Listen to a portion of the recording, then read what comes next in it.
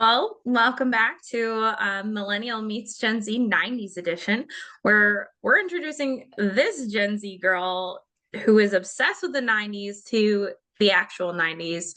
I'm Allison, I'm the millennial. And I'm Hannah. I'm the Gen Z. Now, Hannah, I'd love to say that I have rhyme or reason to the order of which we're going about this, but Okay. honestly, I don't. It's going to Oh, be a that's little bit great. about storytelling and matchmaking, some movies to topics of today, and showing you a little bit about what the 90's culture was from a culture junkie who lived through it. So I we'll love that. continue covering movies and music, TV, and pop culture. It's all on the table. Awesome. Um, so, our first watch in honor of the late Diane Keaton was The First Wives Club. What did you think of the movie overall? I loved it. So I watched it with my boyfriend. Sorry about my voice being a little hoarse, as we know it's That's been okay. an issue. But I That's watched it with okay. my boyfriend, and it was so funny. It was way funnier than what I thought it was going to be like, because when it was originally explained, I did not realize all the crazy stuff they were going to be doing. So I appreciate you not telling me that. So I got to experience it in real time, and I was like, oh my God, there's so much lip filler. Like that whole dynamic. I was like, what? I love it. I loved that. It was so funny. It was so funny. To catch everyone up, The First Wives Club was a 1996 American comedy film directed by Hugh Wilson, based on the 1992 novel by Olivia Goldsmith. The film stars Bette Midler, Goldie Hawn, who you're now obsessed with, and Diane Keaton as three divorcees who seek retribution on their ex-husbands for having left them from younger women. So we're gonna dive into the plot. Are you ready? Yes, the plot is crazy. Absolutely insane. I love it. The film opens on four longtime friends. That's Cynthia, Annie, Brenda, and Elise. Did you notice by chance that they actually used the voices of the actors over the younger versions? I did not notice that, but that's super cool. How did they I do thought it that? I Voiceover? they took the voices and they did voiceovers, from what I can tell, because there's no way that you could mimic the sound of their voices. But it did help identify who was who for the Yeah. later version in life. Although I did kind of feel bad because those actresses didn't get a speaking part Oh, that's so in sad. their I didn't even realize that. Oh my in God. their roles. So yeah, so we see Cynthia later in life as she's giving away her pearls to her housekeeper. She's played by Stockard Channing. Do you know who Stockard Channing is? No, I do not. Do not. Okay. So have you seen the movie Grease? Yes, I have, but Okay, so I'm that was terrible with names. Rizzo. Okay, so that's the one who played Betty Rizzo. Also another show that we've talked about, but I know you've never seen, The West Wing. She also plays First Lady Abby Bartlett in The West Wing. In the movie Practical Magic, which will be coming up probably in the short, because I've realized that you haven't seen that one either. She plays Aunt Frances, and she plays Sister Husband in Where the Heart Is. I don't think you've seen any of those, right? Except for Grease. No, no, Oh my goodness. no. Well, we've got a lot to go forward Yeah. with. So Cynthia tragically dies from suicide after being left by her husband, Gil Griffin, who's played by James Naughton, who's now dating a much younger woman played by Heather Locklear. Did you recognize Heather Locklear? I did not. I did not. Okay. I have a so honestly, I did not recognize anybody except Goldie Hawn and Diane That's Keaton, and I had to Google them afterwards. yeah. Well, I loved So Heather Locklear is known for a lot of things later in the 90's and early 2000s, but and she doesn't have a speaking part in this movie either, but I do love her hair. She had really great hair in that movie. It's nice, big blonde. Um, well, at Cynthia's funeral, the remaining three friends, Annie, played by Diane Keaton, and Brenda, played by Bette Midler, and Elise, played by Goldie Hawn, they reconnect and begin sharing stories about how their own marriages have unraveled. And this is where we start getting into the characters. Annie's played by the late great Diane Keaton, as we talked about. That was a big reason why I wanted to start you with this movie. She's known most for her role in Annie Hall, which is a Woody Allen movie from the 1970s that she's incredible in. Although I will admit that I have tried to watch the movie in its entirety, and I think that maybe I'm just not a Woody Allen fan. As much as I've tried to be, because my dad is obsessed with Woody Allen movies, but I fell asleep. So, and that's so bad because she's like such an icon in that movie. But she's also known for a million other roles. You might know her from, did you ever see The Family Stone with Sarah Jessica Parker? I believe I watched part of it with my father, but I don't really Okay. remember. It must have been when I was a bit younger. Or maybe there's a movie called Because I Said So with Mandy Moore, where her mom's like overbearing. No? Okay. Oh, I would love that though. Well, maybe we'll have to see. I have to take a look. I think Because I Said So is outside of our realm, but we'll take a look. So what did you think of Annie? I, given what happens, obviously I'm not gonna spoil it, but given her predicament, I felt so bad for her because she was so trusting, and I liked that she was very wise, and I liked that she wasn't super chaotic compared to the other two characters. I feel like Brenda and Elise were a little bit more chaotic than Annie was. And then obviously Annie goes a little bit off the hinges after she finds out what she finds out. And that was crazy. When that whole her and her husband scandal came out, I was like, that did not just happen. And I also appreciated that she was going to therapy for her marriage and for her own well-being. I thought that was very cool. And I feel like especially for that time period, from what I know, I think it True. was nice to have that type of thing. And I also loved her daughter. Loved her daughter. Chris, I loved her. Yeah. When they went to So the bar, yes, so great.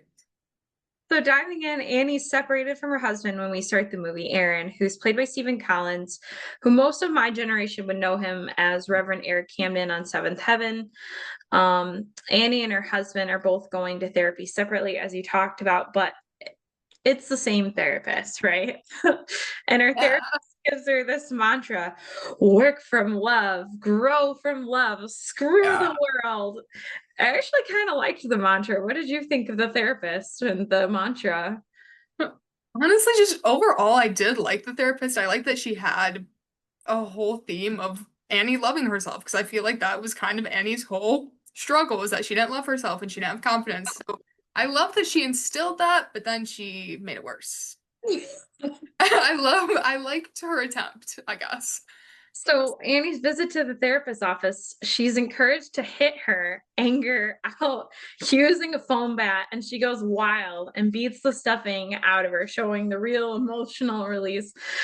Honestly, I thought that this would be a really good work tactic, except I'd hit people with a foam bat, just like here, like I'm ready to go buy that foam bat and take it to the office. You should. That would be great.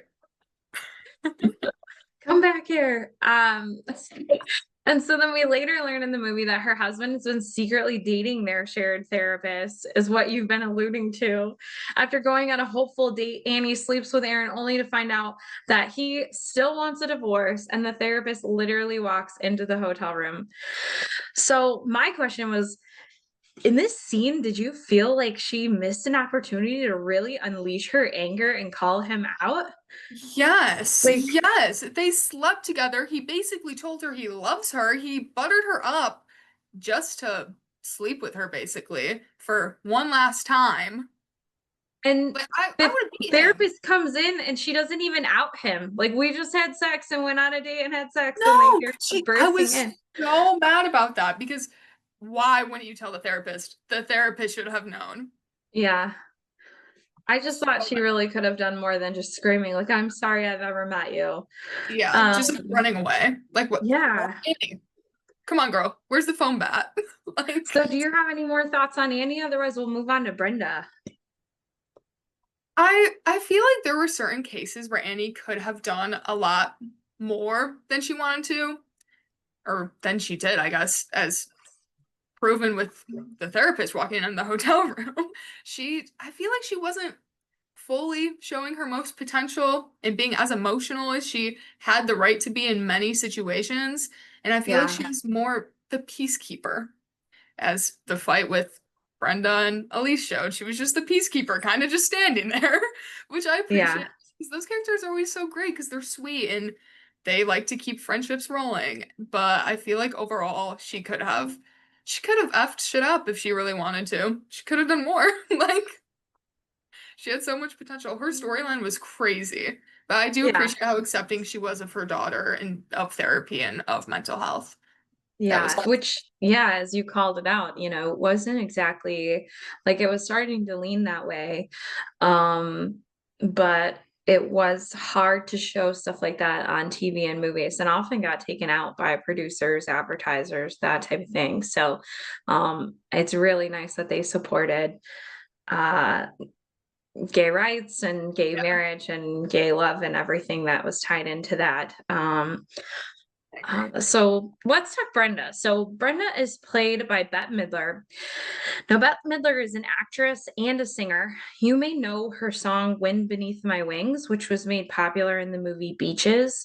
But most people know her in my generation as the leading Sanderson sister in Hocus Pocus. So you will be seeing her again when we watch Hocus Pocus. Yay! Which we've talked about, you haven't seen yet. So that's great. Yes. Which is mind-boggling because it's surpassed my generation and has continued down, and is really big right now as we're almost to the Halloween season. So Brenda's divorced from Morty, played by Dan Hedaya, um, who you should recognize from the movie Clueless. Did you notice that that was Cher's dad? Yes, yes, I did notice that. Yes, I did. Okay. I love Clueless.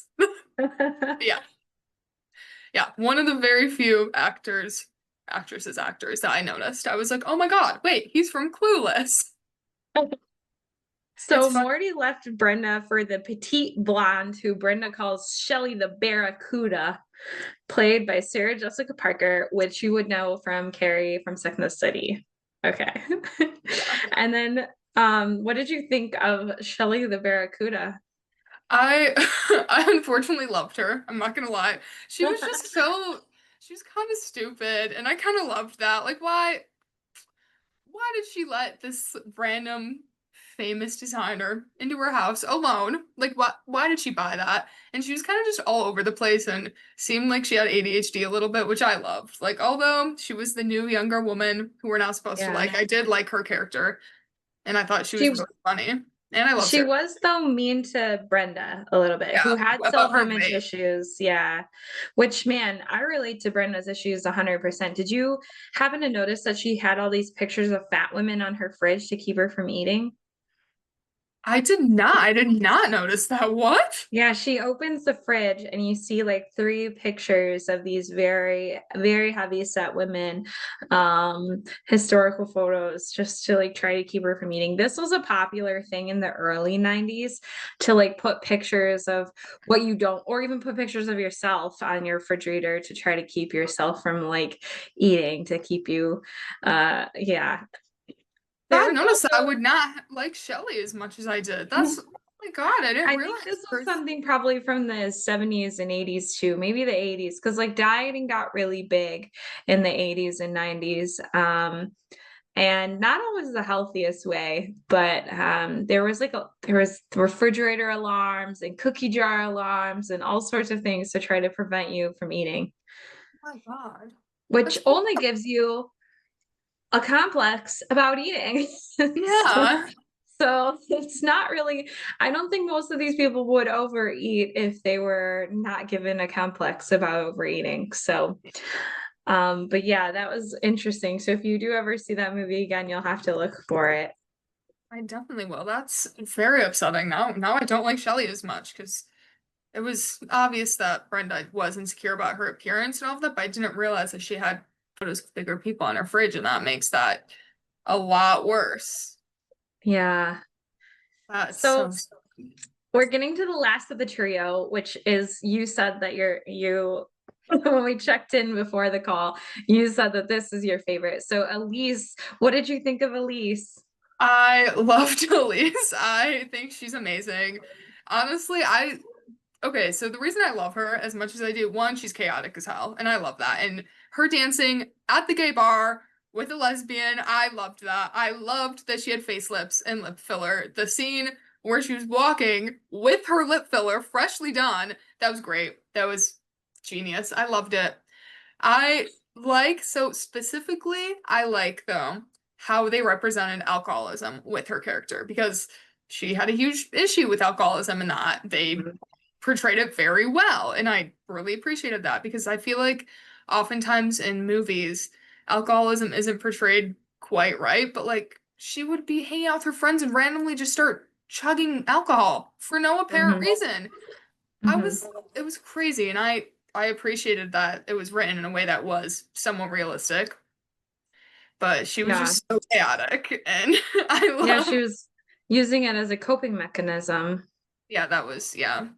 And just her whole insecurity with getting old or like getting ugly and things like that. I feel like that was also represented very well. I mean, obviously she had a lot of work done and she initially during their initial meeting where they got drinks and all that, she did not admit that initially, which I thought that was so funny. I was like, Elise, like it's obvious that you have lip filler. Like, girl, come on. But I thought that was funny if she didn't want to admit that. And I also kind of liked how initially she didn't want to portray her issues that she was having. And she wanted to make her life seem great and beautiful, and she's this famous actress. And when she was struggling with an addiction, going through a divorce from Bill, who Bill sucked. I hated him. He was my least favorite man out of all of them by far. Well, let's get into that. So Elise is played by Goldie Hawn, who is Hollywood royalty, to be honest with you. She's Private Benjamin. She's one of the Banger Sisters, which is a 2000s movie. She's the beautiful heiress Joanna in Overboard, where she plays opposite of her partner of 40 years, Kurt Russell. She is like in a lot of movies that we'll see, and you may have seen her in, I don't know if you ever watched the Christmas Chronicles on Netflix. It was like a movie out maybe in 2020 or 2021, something like that. And it's like Um, Santa and Mrs. Claus. oh, definitely no. I definitely Okay. not. Well, if you do get a chance to check that out around this season, that's her and her partner of 40 years star in that movie. So they're together. But we will be eventually watching Overboard, and you'll see them together in that as well. So Elise, as you said, is an aging actress obsessed with preserving her youth. She's divorced from Bill, who's moved on to a much younger actress, Phoebe, who's played by Elizabeth Berkley. Elizabeth Berkley's known from Saved by the Bell. So if you ever caught any clips ever of Saved by the Bell, she is in that. Elise is introduced mid cosmetic consultation, as you said, where Rob Reiner, who is playing her plastic surgeon, does not want to do any more work on her lips and says, "You are going to be able to blink your lips." I really love that quote. And then one of the most famous quotes from the entire movie comes in not far after that when Elise says, "There are only three ages for women in Hollywood: Babe, District Attorney, and Driving Miss Daisy." And you'll probably hear callbacks to that as we get into like pop culture of the 90s, because that was pretty true for actresses in Hollywood at the time, and she called them out on it. So it was good to say. No, Um, she was so funny. She was such a well-written character, so versatile. So So, versatile. following the funeral, the women bond over drinks and reveal their struggles with aging and betrayal and invisibility. And Annie delivers this cutting line to Elise about her plastic surgery when she finally admits it. "You've been yanked and stretched and stuffed and pulled like a Thanksgiving turkey," which I loved. I mean, that whole interaction was so funny. Just Elise trying not to admit it and then like looking at her face. Yeah. So funny. So they each receive a letter from Cynthia posthumously. While not fully detailed in the movie, the letter underscores the value of female friendships, urging them to stick together and support one another. And then this is where we get into the revenge plot. Oh So yeah. the girls take over an old building that Elise has and turn it into the first wives club with their sights set on revenge. This is where we find out that Brenda finds out that Morty has been cooking his books and she sets her sight on exposing him. Elise is told to liquidate their joint assets for her and her husband, so she sells everything. I love when she Oh stormed into the office, yes. including his office furniture. And then the best part is when he's calling her super mad because she took his red Lamborghini. And then Brenda, with the help of her boss, Duerto, an interior decorator, distracts Morty and Shelley, as you were talking about, while she and the girls snoop around his penthouse for the books. Can we just talk about that penthouse for a second? First of all, the stairs were just wonky. It seems like such a trip hazard. But while that wasn't great and like the rest of it was kind of meh, I would love to have those fountains that turn on with a button. Yeah, it was beautiful. And just the view outside of them like looking Yeah. out the window of Shelly being forced to look out the window. So funny. Oh, it was great. That was like one of my favorite scenes. Like And then when the she plot of the movie is classic as it's kind of released on a chain of answering machine messages and it turns to a key turning point. So Annie's daughter, Chris, who works for her father's advertising company, leaves a message saying she overheard Aaron's partners want to sell their business. Annie calls Brenda with this information. Brenda calls Elise and suggests she fund Annie to buy the controlling share. Now, did you have an answering machine growing up in your house? I'm assuming you did. No? No, What? I don't think so. I don't What? think so. Maybe when I was living So with my mom very young, but I don't think so. No. your house, did you have a house phone? At like when yes, when I was very, very young, yes, we did. But then my mom You like were removed very, it very, very, that was when I was like very five. for me. I'm scared. When I was like five. I was just And I am old again. Okay, well, Hannah, an answering machine previously, before they were digital, had like these little tapes that you'd have to go to Radio Shack or Staples, Office Max, that type of thing.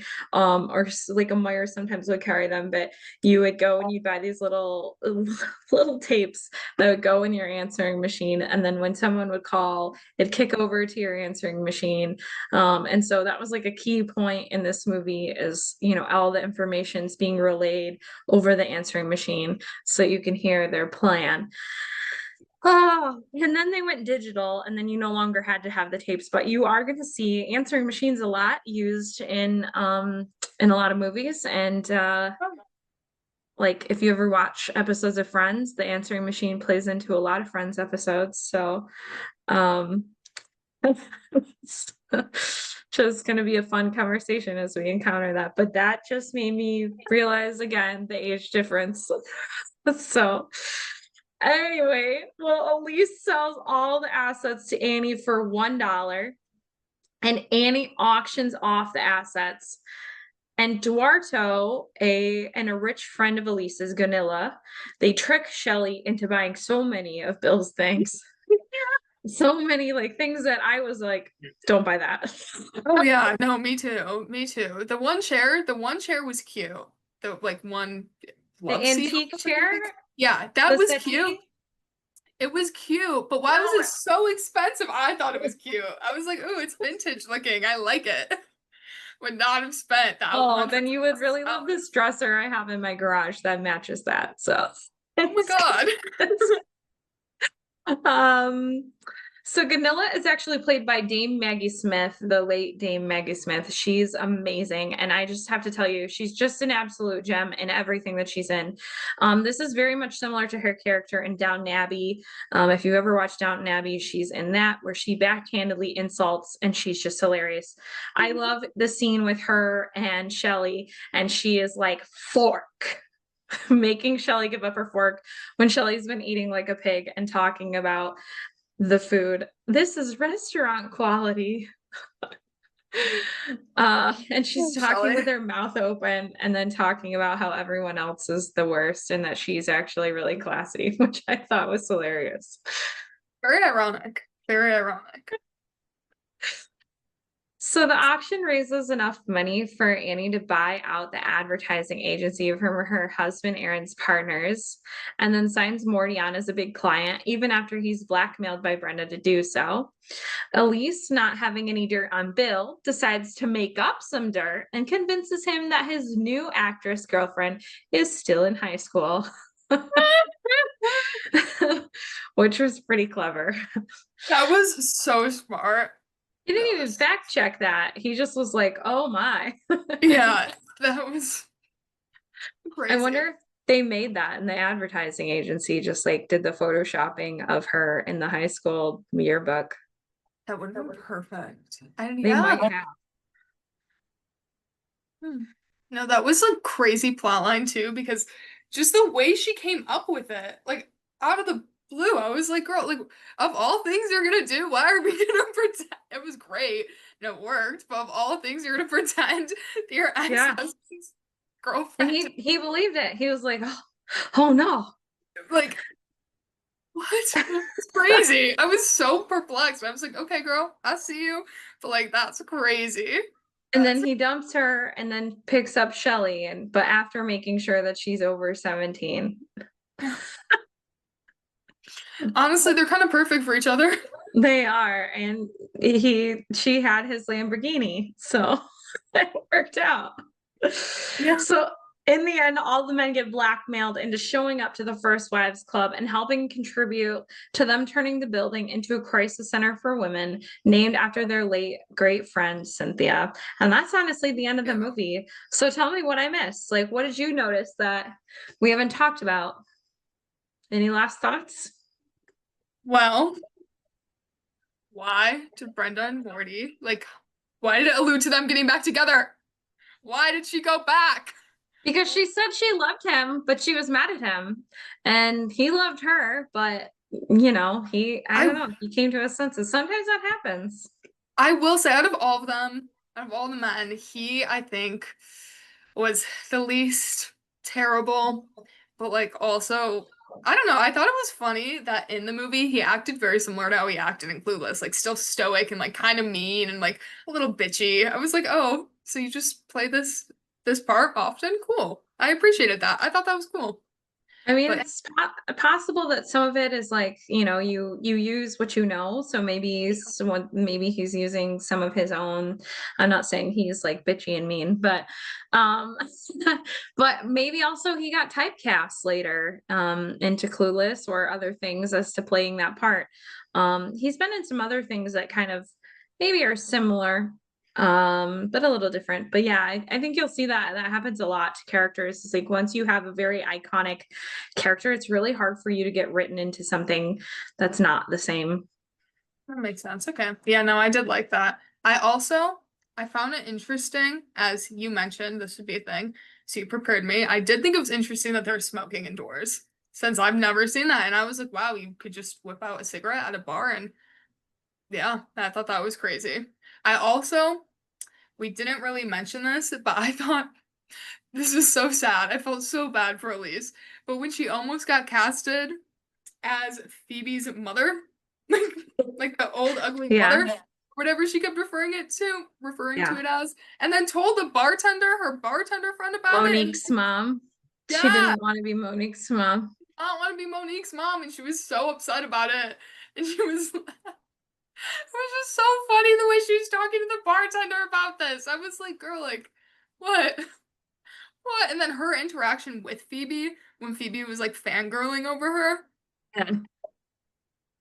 What? I was like, this is crazy. This At is least she was gracious about it, she wasn't too mean about it. She was like kept yeah. her grace in the whole situation. But yeah, I'm when you're getting older and you start to see all these things and all these changes, and you, especially I'm sure as an actress, as you're getting typecast into these roles and you're no longer allowed to play the hot, attractive girl, That's devastating.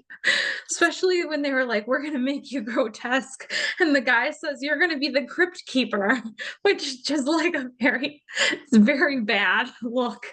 And also, like, you could never make Goldie Hawn the crypt keeper. She's gorgeous. No, she's So, beautiful. It just her whole storyline, I felt so bad for her. I felt so bad yeah. for her. Like she had been through the ringer. I mean, part of it I was like, mean, and through the plastic surgery, I mean, that's a lot of money that she must have spent to keep it all in place, which is fine, which is fine. didn't she get like multiple facelifts? I Isn't that mean, isn't that's that what what they we said in the said? movie. I don't know in real life what work she's had done. I'm sure she's had work done. I think she's known for having some work done. But yeah. Yeah, no, I thought that was funny that she got multiple facelifts, not just one facelift. She had That's to why get he said you're gonna be multiple. able to blink your lips. Like, she has great cheekbones though, so like, all power Like to they're you, really girl. pulled up so high.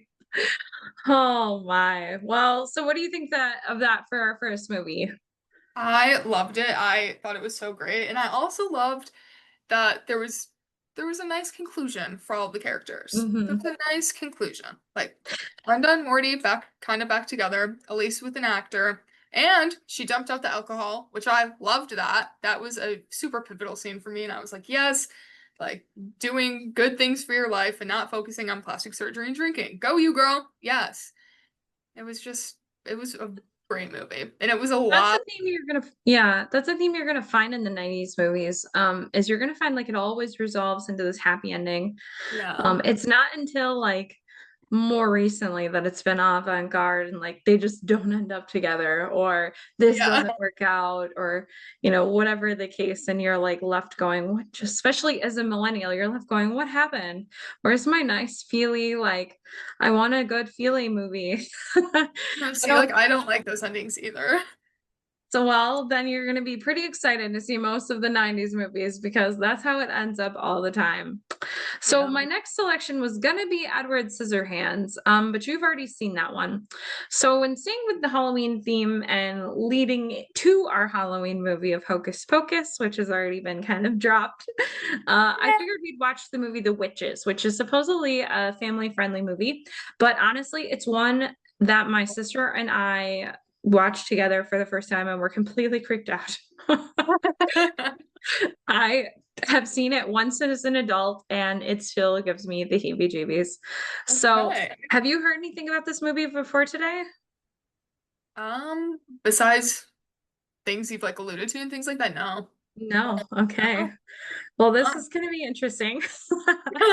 The Witches is a 1990 dark comedy horror adapted from the 1983 novel by Roald Dahl. Now, personally, Roald Dahl is like one of my favorite authors. He wrote like James and the Giant Peach, the I BFG, love that. Yeah, I love that book. the Twits. There's a whole bunch of movies that have come from his books over the years. And this is no exception, although it's leans on the creepy side. Okay. So the movie is directed by Nicholas Roeg and a screenplay written by Alan Scott.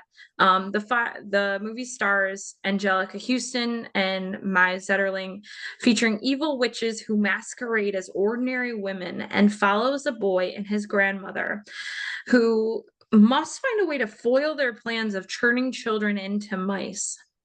Now, this is the last project that executive producer Jim Henson worked on before his death. So you'll see some stuff that is Jim Henson-esque with some mechanical things, like the prosthetics that you'll see. I'm alluding to the prosthetics that you'll Oh, see. And Angelica Houston, you'll see on a lot on Angelica Houston, but she's known for other movies that we'll see later, like The Addams Family. And did you ever see the movie Ever After? no. Oh, we gotta add that one to the list too. This movie also includes Rowan Atkinson, who's known best as Mr. Bean. So if you've ever seen Mr. Bean or heard of Mr. Bean, he is in this movie as well. If you've never heard of Mr. Bean, we'll I, pull up Mr. Bean. But actually, we should probably pull up Mr. Bean right now. But to be honest with you, like we're not watching that. okay. I'm not adding Mr. Bean to the list. So for any Mr. Bean fans out there, I'm so sorry. Uh, there's some stuff we could always put that at the end, like when we run out, and which we Hannah and I've been talking, and I don't think we're going to be running out of things for a very long time. But No. we'll watch Mr. Bean. But until then, I am It's like our not. last resort movie. Yeah, I'm just like, that's not a thing for me to watch. So Mr. Bean was just like a weird character. And I will share my screen with you so that you can see.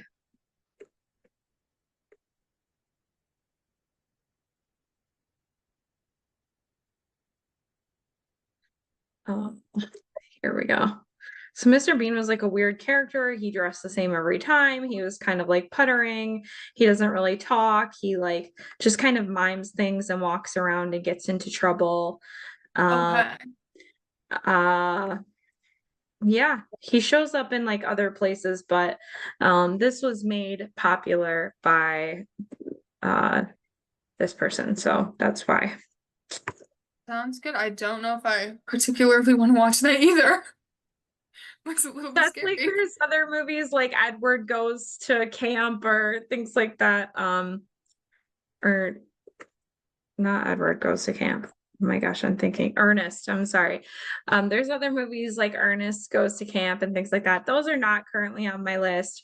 Although I know that there are some diehard people out there that would be very disappointed. So, like I said, eventually, maybe we'll add them when we run out of other things to cover. But in the meantime, I think what we'll do is we'll kind of cover things that are kind of particular to our Halloween theme. We'll also pull in some movies that lean into the women empowerment that starts to hit in the 90s, making the rise of things to come like Spice Girls and female girl power.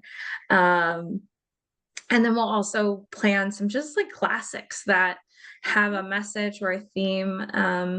So as we're making this really long list, because oh my goodness, anyone listening, it is a giant list of things that Hannah has never heard of from the 90s. In fairness, she wasn't alive. So I'm trying to be understanding, but at the same time, like these are good films. So Yeah. Yeah. No, I fully trust you. After the first Wife Club, that was an amazing movie. So like my yeah. viewership is in your hands. Yeah, well, and I'm sure that I'm going to pick some that maybe have no consequence or have no value to other things other than just being a fun feel good movie. Um, but yeah, we'll kind of explore some stuff along the way. We'll jump into different themes. She's never seen The Matrix. She's never seen Independence Day. She's never seen Men in Black. So we're gonna hit some action, some horror, some all sorts of different stuff. So don't think that this is just a chick flick rom-com pod. We are gonna jump around. Like I said, it's gonna kind of just be a vibe and we're gonna Yeah. go from there. So Yes. It's gonna be so fun. And it already is so fun. So well, hopefully it's fun for all of our listeners too. Thank you for sticking with us as we're figuring this out.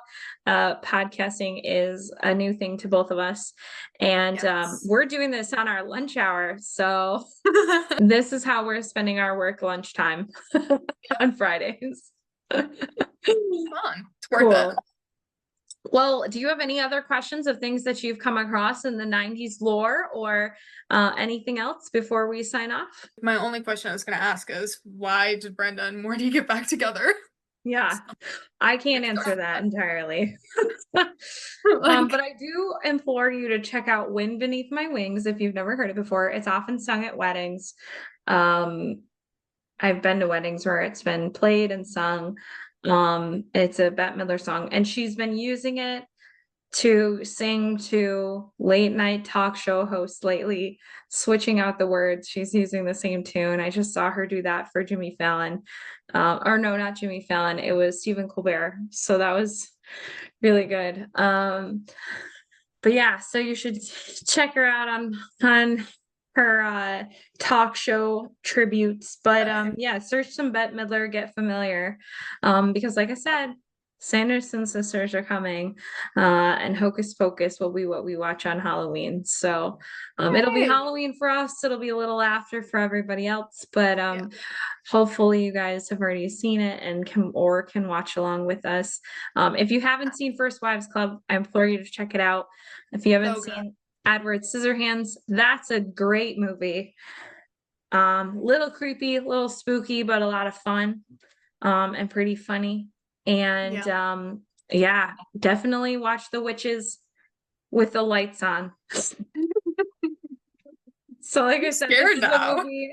This is a movie that it's not too scary. It's creepy. It's not too Oh, like okay. it's not terrifying. It's just creepy. I don't know And if that's like like worse or better.